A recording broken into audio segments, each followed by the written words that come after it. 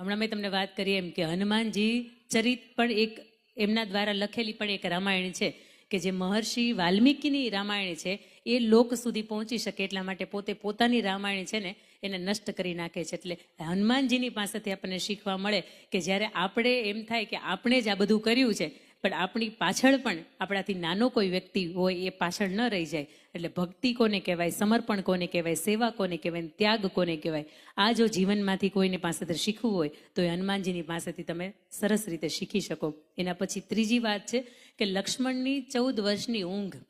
આ તમને આટલી ખબર છે કે લક્ષ્મણની ઊંઘ છે એ દેવી ઉર્મિલાએ લીધી હતી. લક્ષ્મણને જ્યારે પ્રભુ શ્રી રામની સાથે વનવાસની અંદર જવું હતું ને એટલે પ્રભુ શ્રી રામે એવી મજાની વાત કરી કે તમે એવું કરો, તમે આવો મારી સાથે, મારી ના નથી, પણ 2 સ્ત્રીની તમારે રજા લેવાની છે. પહેલી કે તમારી માતાની તમારે રજા લેવાની છે અને બીજી કે તમારા પત્નીની તમારે રજા લેવાની છે. એટલે માતાની પાસે રજા લેવા માટે જાય છે ત્યારે માતા એવું કહે છે કે જ્યાં રામ હોય ને ત્યાં જ લક્ષ્મણ હોય, એટલે તાર મને પૂછવા ન હોવાય. એટલે માતાની રજા મળી જાય. બીજી રજા તો કે ઉર્મિલાની લેવાની છે અને ઉર્મિલાની રજા લેવા માટે ત્યારે જાય એટલે ઉર્મિલા એવું કે સારું થયું તમે તૈયાર થયા, જો તમે તૈયાર ન થયા હોત ને તો હું જવાની વાત કરતી હતી.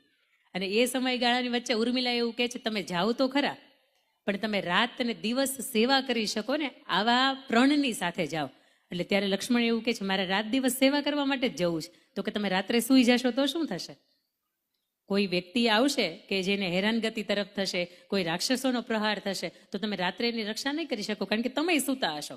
તમે એવું કરો કે તમે નિંદ્રા દેવીનું સ્થાપન કરો અને નિંદ્રા દેવીને તમારી ઉપર પ્રસન્ન કરો અને નિંદ્રા દેવીની રજા લઈને પછી તમે જાઓ. એટલે 14 વર્ષ જ્યાં સુધી તમે એની સાથે છો ને ત્યાં સુધી 1 સેકન્ડ માટે પણ તમે આંખનું પલકોય ન મારો.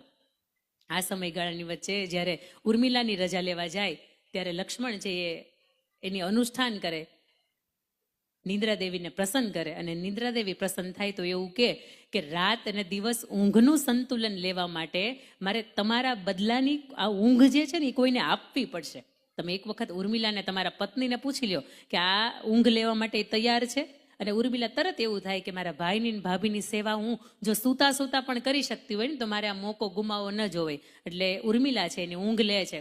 14 વર્ષનો ખૂબ સરસ મજાનો વનવાસ છે એ ભોગવે. એની સાથે લક્ષ્મણજી ખૂબ મજાની સેવા કરે. અને મેઘનાદ એટલે રાવણનો પુત્ર, અને મેઘનાદને એક વરદાન હતું.